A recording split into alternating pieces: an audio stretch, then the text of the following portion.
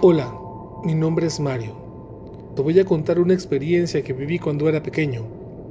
Tenía más o menos 10 años. En la actualidad tengo 60. Esto que sucedió muchas personas lo presenciamos. Voy a comenzar por contarte que soy de un pueblito de Zacatecas, un pueblito donde la vida social es prácticamente nula y la poca que hay se resume a los muchachos que por las noches van a la casa de sus novias para platicar refugiados en la oscuridad, los domingos en la plaza o los sábados cuando de vez en cuando llega un grupo o un conjunto que organizaba un baile en el salón de actos, pero donde todos, bueno, la mayoría de la gente nos reuníamos, era en misa el domingo. Es precisamente en la misa donde se dio esta experiencia. Estábamos escuchando el sermón del padre Daniel cuando entró doña Luisa llorando. Gritaba que su hijo Joaquín había desaparecido. Al parecer desde el día anterior había salido a jugar y no regresó. Todos comenzaron a hablar entre todos mientras la señora seguía contando su historia, mientras yo miraba detrás suyo. Allí estaba Julián, el hermano pequeño de Joaquín, que se escondía detrás de la falda de su madre. Algo me parecía muy extraño.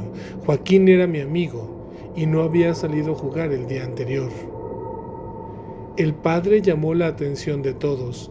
Les dijo a los hombres que salieran a buscarlo, que buscaran fuera de los límites del pueblo, por el río, por el campo. A las mujeres les pidió se organizaran para buscar dentro del pueblo. No debían dejar centímetros sin recorrer. A nosotros los niños nos pidió que buscáramos donde supiéramos que se metía, recovecos, escondites, y todos salimos.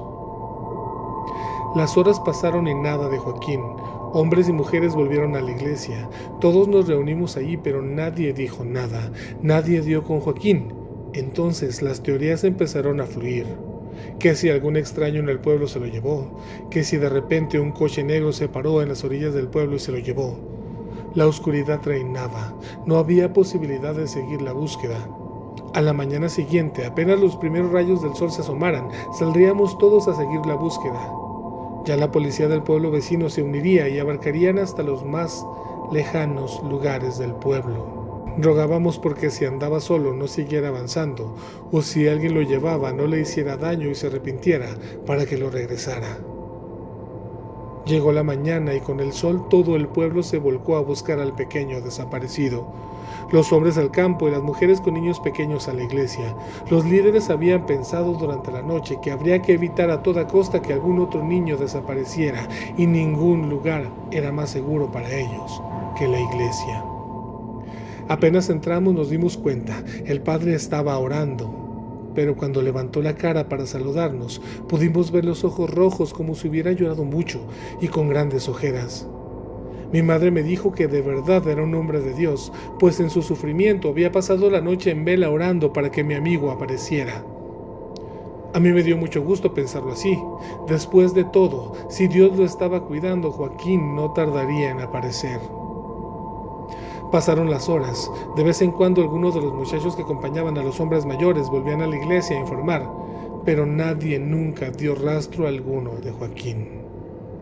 El padre Daniel seguía en oración, daba una vuelta más a su rosario acompañado de quienes estábamos ahí desde temprano y de quienes iban llegando. Terminó una oración y se puso de pie. Vamos a celebrar una Eucaristía, dijo con voz fuerte. Ojalá todos se puedan quedar. Tenemos que orar por él, por el bien del pequeño, o en todo caso por su eterno descanso. Al decir esto, una exclamación de lástima brotó de los presentes. A final de cuentas era cierto. Esa opción, aunque nunca la habíamos tomado en cuenta, era muy válida. Todo fue en nombre de Joaquín y todos empezamos a sentir la paz de estar en comunión con el Señor. Llegó el punto culmen. El padre levantó la hostia al cielo mientras repetía unas palabras cuando su mirada se perdió en el fondo del templo. ¿Joaquín? Todos nos levantamos. De verdad era Joaquín quien recién había entrado y nos miraba a todos con una expresión confundida. Nadie se levantó. Nadie pudo. Y solo vimos cómo él caminó por el pasillo central dirigiéndose directamente hacia el altar. «Qué bueno que volviste», dijo el padre con voz temblorosa. Por un momento creí ver lágrimas brotando de sus ojos. Estaba muy preocupado. Estábamos muy preocupados por ti. ¿estás bien? Pero no hubo respuesta. El padre dejó la hostia en el altar y rodeándolo caminó hacia el niño que no dejaba de mirarlo. ¿Qué tienes?, le preguntó. ¿Estás bien? Luego la voz de mi amigo retumbó en todo lugar como si tuviera un micrófono. Me dieron una oportunidad, padre. Cuando las mujeres escucharon la voz, se echaron a llorar. Era un milagro. Ya viene tu madre, ya doña María fue a llamarla. ¿Estás bien? ¿Tienes hambre? No sé si fue mi corta edad, pero cuando escuché al padre sentí que en su voz había algo. ¿Miedo tal vez? Se quiso acercar, pero Joaquín no lo aceptó. Lo rechazó en cuanto vio el gesto. Yo traigo un mensaje. El señor de negro me dio un mensaje. ¿Qué te dijo el señor de negro?, le preguntó su madre, que iba entrando en el templo en ese momento. Mi amigo, sin voltear, dijo: es un mensaje para el padre Daniel. Todos miramos al padre entonces, y él, ahí, parado en el altar, con su cara nos dibujó una mueca de miedo, de confusión. ¿Cuál es el mensaje?, dijo a él aún más temeroso. Dice que no era mi hora. Dice que no debí morir. Todos en ese momento nos levantamos de las bancas. Algunos intentaban salir, pero las puertas estaban cerradas. Dice que Él te espera, que no puede esperar a que llegues. Dice que Él te vio. Dice que los sacerdotes no deben acercarse así a un niño. Y dice que no deben de enterrarnos en el terreno fangoso a un lado de la laguna. No sabíamos hacia dónde mirar, no sabíamos si gritar, si correr. Las luces del templo parpadeaban, los candelabros se movían como si un gran viento los azotara. Dice que vas a morir y que Él mismo te va a recibir para tratarte como te lo mereces. Pero antes deberías de confesar lo de los otros 3 niños de Durango. El padre gritó, se quedó congelado y vio cómo Joaquín caminaba hacia él cuando la luz se apagó completamente. Ni siquiera la tercerilla del sagrario estaba encendida. Dios no estaba ahí en ese momento. Volvió la luz y pudimos ver al padre que lloraba de rodillas ante la cruz. No paraba de gritar, de pedir perdón. No supe en qué momento. No vi al señor Luis acercarse, pero lo tomó del brazo y lo levantó. Luego fueron muchas manos las que lo tomaron y lo jalaron. Lo sacaron del pueblo y cerraron detrás. Jóvenes, mujeres y niños nos quedamos toda esa noche en la iglesia haciendo oración, mientras afuera un hombre gritaba, pedía perdón y piedad. Al tiempo dejó de gritar y un par de horas después nos dejaron salir.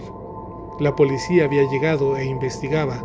Encontraron el cuerpo de Joaquín y supieron sobre 3 niños más en las mismas condiciones en Durango. Y sobre el padre.